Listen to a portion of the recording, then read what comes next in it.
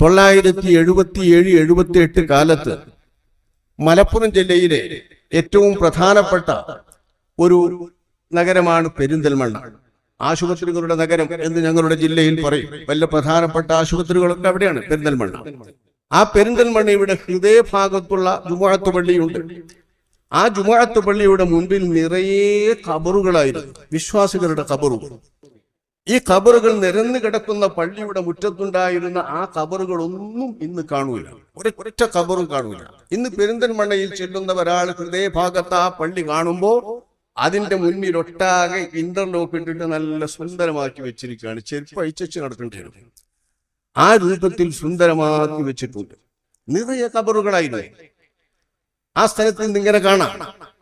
ഇത് ഇന്നത്തെ തലമുറ ഇങ്ങനെ തന്നെയാണ് ഈ പള്ളി, ഇത് പള്ളിയുടെ ഈ രൂപത്തിലുള്ളൊരു മുറ്റമാണ് എന്ന് വായിച്ചു പോകും. പക്ഷേ ഏതാണ്ട് ഒരു 35-40ഓളം വർഷങ്ങൾക്ക് മുൻപ് ആ പ്രദേശത്ത് നിറയെ ഖബറുകളായിരുന്നു. ഹൗദിന്റെ അടുത്ത് വരെയും ഖബറുകളായിരുന്നു. ഈ ഖബറുകൾ നിറഞ്ഞു നിന്നിട്ടുള്ള അന്നത്തെ പെരിന്തൽമണ്ണയിലെ മുസ്ലിമീങ്ങളുടെ മഖബറയുമാണ് പള്ളിയുടെ പരിസരത്തുള്ള. അങ്ങനെയുള്ള നമ്മളെ പള്ളികളിലൊക്കെ പണ്ടൊക്കെ പള്ളിയോട് ബന്ധപ്പെട്ടാണ് മഖബറ. അല്ലാതെ ഈ നാട്ടിൽ അങ്ങനെ മഖബറ ഒന്നും കിട്ടൂല. പള്ളിയുമായി ബന്ധപ്പെട്ട് ഖബറടക്കാനുള്ള സ്ഥലം കിട്ടുള്ളൂ. അതാണ് പള്ളിയുമായി ബന്ധപ്പെട്ട് മഖബറകൾ ഉണ്ടാകുന്നത്. ഇപ്പോഴും അങ്ങനെയൊക്കെ തന്നെ കിട്ടുള്ളൂ. നമ്മളൊരു ശ്മശാനം എന്നോ മഖബറ എന്നോ പറഞ്ഞാൽ അനുമതി കിട്ടൂല, എവിടെയും കിട്ടൂല, വളരെ പ്രയാസപ്പെടും. അപ്പൊ അതുകൊണ്ട് തന്നെയാണ് പണ്ടത്തെ കാലത്ത് പള്ളി കയറ്റുമ്പോഴും പള്ളി നിർമ്മിക്കുമ്പോഴും പള്ളിക്കും മഖബറക്കും എന്ന രീതിയിൽ തന്നെയാണ് ഞങ്ങളുടെയൊക്കെ ഭാഗത്ത് മിക്കവാറും വലിയ ആളുകളിൽ നിന്നോ വലിയ മനകളിൽ നിന്നോ ഏതെങ്കിലും നമ്പൂതിരി തറവാടുകളിൽ നിന്നോ ഒക്കെയുള്ള ഭൂമികളെ നൽകാറുള്ളതും വാങ്ങാറുള്ളതും വില കൊടുത്തു വാങ്ങാറുള്ളതും സൗജന്യം കിട്ടാറുള്ളതുമൊക്കെ. അങ്ങനെ കിട്ടുന്ന പ്രദേശങ്ങളെ പള്ളിക്ക് വേണ്ട സ്ഥലം കഴിച്ച് ബാക്കി സ്ഥലങ്ങളൊക്കെ ഖബറടക്കുകയാണ് പതിവ്. അത് മഖബറയാണ്. മഖബറ എന്ന നിലയിൽ നടന്നു വരുന്ന ആ സ്ഥലത്തെ ഖബറുകൾ ഒരു ദിവസം വണ്ടൂരിലെ ശൈഖുന താജുൽ ഉലമ അവറുകൾ വണ്ടൂരിൽ നിന്ന് തന്റെ സാധാരണ കോടതിയിൽ ഒരു കേസുണ്ട്, തന്റെ പറമ്പിനെ ചൊല്ലി ഉണ്ടാകുന്ന ഒരു കേസ്. ആ കേസിന് സാധാരണ പെരിന്തൽമണ്ണക്ക് പോകാറുണ്ട്, ആഴ്ചയിൽ ഒരിക്കലൊക്കെ കേസുള്ളതെന്ന്. അങ്ങനെ പോയതാ. ചെന്ന് നോക്കുമ്പോ പള്ളിയുടെ മുറ്റത്തുണ്ട് കുറെ ആളുകൾ കൂടി നിൽക്കുന്നു. ആളുകൾ കൂടി നിന്നിട്ട് ഓരോരുത്തർ കൊട്ടയിലും വട്ടിയിലും ഒക്കെ ആക്കിയിട്ട് എന്തൊക്കെയോ ചുമന്നിട്ട് കൊണ്ടുപോവാണ്. ഇത് കാണുകയാണ് ബഹുമാനപ്പെട്ട ശൈഖുന താജുൽ ഉലമ വണ്ടൂരിലെ അഭിവന്ദനായ ഗുരു ബഹുമാനപ്പെട്ട താജുൽ ഉലമ അവർ ചോദിച്ചു നോക്കി, എന്താ അവിടെ സംഭവം? ആ സംഭവം ഒന്നുമില്ല, ഇവിടുത്തെ ഖബറുകളൊക്കെ ഒന്ന് പൊളിച്ചിട്ട് ആ ഖബറുകളിൽ നിന്നുള്ള ഖബറുകളിലെ ഖബറാളികളുടെയൊക്കെ അവശിഷ്ടങ്ങളായി കിട്ടുന്ന എല്ലുകളും അസ്ഥികളും തലയോട്ടികളും എല്ലാം ഖബറിന്റെ അടിയിൽ നിന്ന് കിട്ടുമ്പോൾ അത് കൊട്ടയിലാക്കി വലിയ പാത്രത്തിലാക്കി ദൂരെ കൊണ്ടുപോയി വേറൊരു കുഴിയിൽ ഒന്നിച്ച് നമ്മൾ മാടുകളെ കശാപ്പ് ചെയ്ത അസ്ഥികൾ കൊണ്ടുപോയിടുന്നത് പോലെ കൊണ്ടുപോയിടുകയാണ്. സാധാരണഗതിയിൽ നമ്മൾ പഴം ഖബർ മാന്താറുണ്ട് പുതിയ ഖബറുകൾ അടക്കം ചെയ്യാൻ വേണ്ടി. അങ്ങനെ അടക്കം ചെയ്യാൻ വേണ്ടി മാന്തുമ്പം തന്നെ നിയമം അതിന്റെ മുൻപ് ഖബർ തൊഴിക്കുമ്പോൾ തന്നെ ഖബറിന്റെ പണി പൂർത്തിയാകുന്നതിന് മുൻപ് കണ്ടാൽ അവിടെ തന്നെ അടക്കണമെന്നാണ്.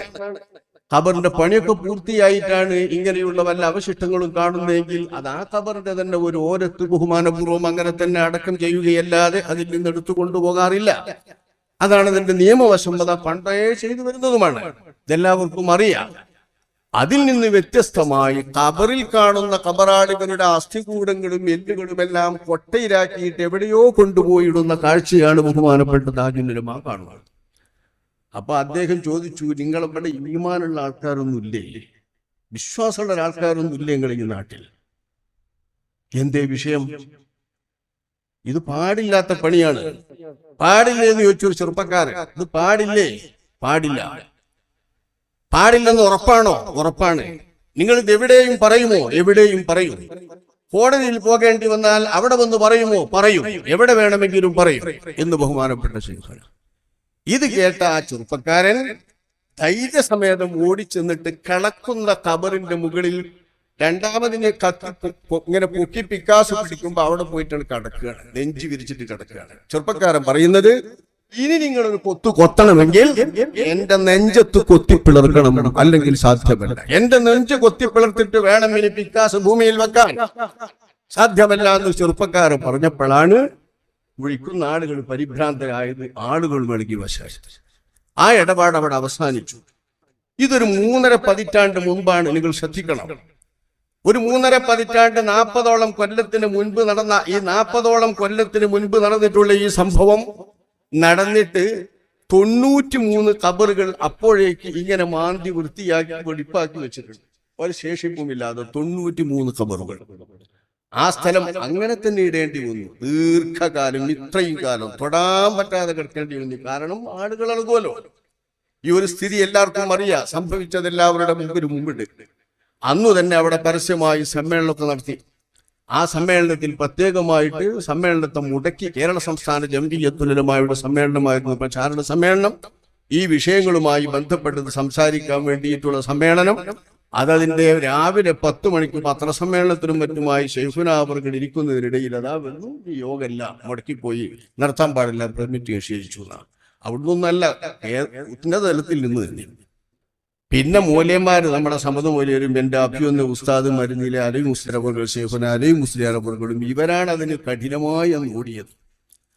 ബഹുമാനപ്പെട്ട ശൈഖുനയോടുകൂടെ ഈ റൂമിൽ ഈ ഉള്ളവനും ഇരിക്കുന്നത് ബഹുമാനപ്പെട്ടവരുള്ളത് കൊണ്ട് ഇവർ 2 പേരും ഓടി അന്നത്തെ വലിയ രാഷ്ട്രീയക്കാരെയും മുസ്ലിമീങ്ങളായ രാഷ്ട്രീയക്കാരും കിട്ടിയില്ല. കാരണം അത്ര ഉന്നതങ്ങളിലാണ് മുടക്കിയിട്ടുള്ളത്. ഒരാളും കിട്ടാതെ കേരള കോൺഗ്രസിന്റെ ചില നേതാക്കളെ കുറിച്ചിട്ടാണ് അന്നൊരു യോഗം നടത്താനുള്ള അനുമതി കിട്ടിയത്. ആ യോഗത്തിലാണ് കേരള സംസ്ഥാന ജംഇയ്യത്തുൽ ഉലമായുടെ ഒരു സ്റ്റേജിൽ ഈ ഉള്ളവൻ ആദ്യമായി സംസാരിക്കുന്നത്. അതിനു മുമ്പ് ജംഇയ്യത്തുൽ ഉലമയുടെ സ്റ്റേജിൽ സംസാരിച്ചിട്ടില്ല. ആ യോഗം നടത്താൻ അനുമതി കിട്ടുന്നത് 6 മണിക്കാണ്. വൈകുന്നേരം 6 മണി, 5 മണി 6 മണി സമയത്ത്. അപ്പൊ തന്നെ എന്താ വ്യവസ്ഥ? ഖബർ പൊളിച്ചതിനെ പറ്റി ഒന്നും പറയാൻ പാടില്ല. അതിവിടെ പറഞ്ഞാൽ അവിടെ പിത്തനുണ്ടാവും. അതുകൊണ്ട് അത് മിണ്ടാൻ പാടില്ല, ബാക്കിയെല്ലാം പറയാതെ. ആകെ യോഗം തന്നെ ഖബർ പൊളിച്ച് ഉയരം ജനങ്ങളെ ധരിപ്പിക്കാനാണ്. അത് മിണ്ടാൻ പാടില്ല, ബാക്കിയെല്ലാം പറയാനാണ്.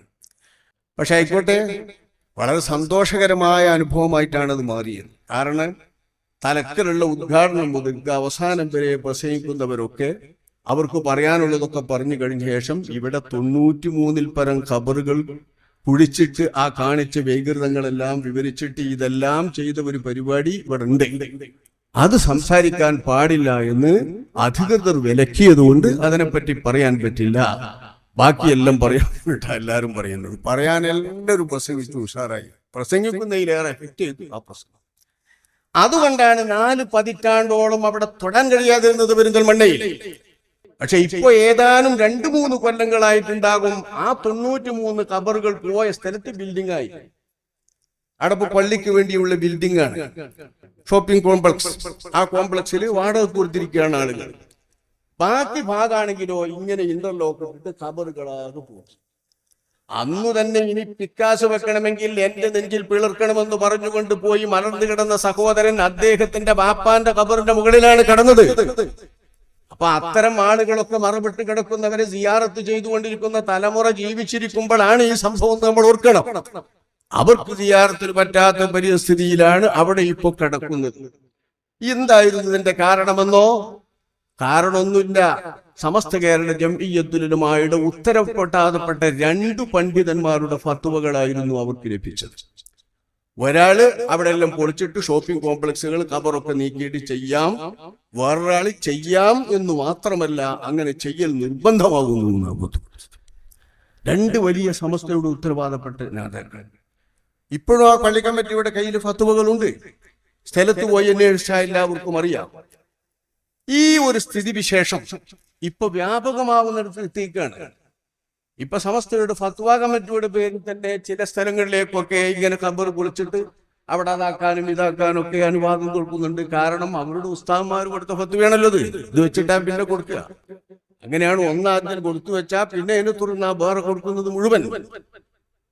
ഈ രൂപത്തിൽ നാടിൽ ഒരുപാട് അനർത്ഥങ്ങൾ ഉണ്ടായിട്ടുണ്ട് മുൻപ്. ബഹുമാനപ്പെട്ട സമസ്ത കേരള ജംഇയ്യത്തുൽ ഉലമായുടെ സമുന്നതരായ ഉഖറവിയായ ഉലമാക്കളുടെ വേർപാടിനു ശേഷം ശേഷിച്ചിരുന്ന ഉലമാക്കന്മാർ ആ സംഘത്തിൽ നിന്നും രാജിവെച്ചുകൊണ്ട് കേരള സംസ്ഥാന ജംഇയ്യത്തുൽ ഉലമ രൂപീകരിക്കുന്ന പശ്ചാത്തലമുണ്ടായി കഴിഞ്ഞതിന്റെ ശേഷം സമസ്ത കേരള ജംഇയ്യത്തുൽ ഉലമായിലെ പണ്ഡിതന്മാരുടെ ഫത്വകളാൽ പലയിടത്തും ഇതിന് സമാനമായ പല സംഭവങ്ങളും ഉണ്ടായിട്ടുണ്ട്. നിലവിലിരുന്നതായ പല മക്ബറകളും ചില സ്ഥാപനങ്ങളുടെ വരുമാനത്തിന് വേണ്ടി അതിന്റെ മസ്രിഫുകളിലേക്ക് തിരിച്ചിരുന്ന എല്ലാ പിരിവുകളും അവിടെ ചെലവഴിച്ചിരുന്ന എല്ലാ സംഗതികളും നിർത്തിവെച്ചുകൊണ്ട് ചില പ്രത്യേക സ്ഥാപനങ്ങളുടെ വരുമാന കേന്ദ്രമാക്കി നിർത്തുന്നതും സമസ്ത കേരള ജംഇയ്യത്തുലമായുടെ ഉത്തരവാദപ്പെട്ട നേതാക്കളുടെ ഫത്വ മൂലം ഉണ്ടായി തീർന്നതാണ്. ഞാൻ ആ വിഷയങ്ങളൊക്കെ പറയുന്നത് ഇതൊക്കെ ഇവിടെ നടന്ന സംഭവങ്ങളും ഇപ്പോഴും നടക്കുന്ന സംഭവങ്ങളുമാണ്.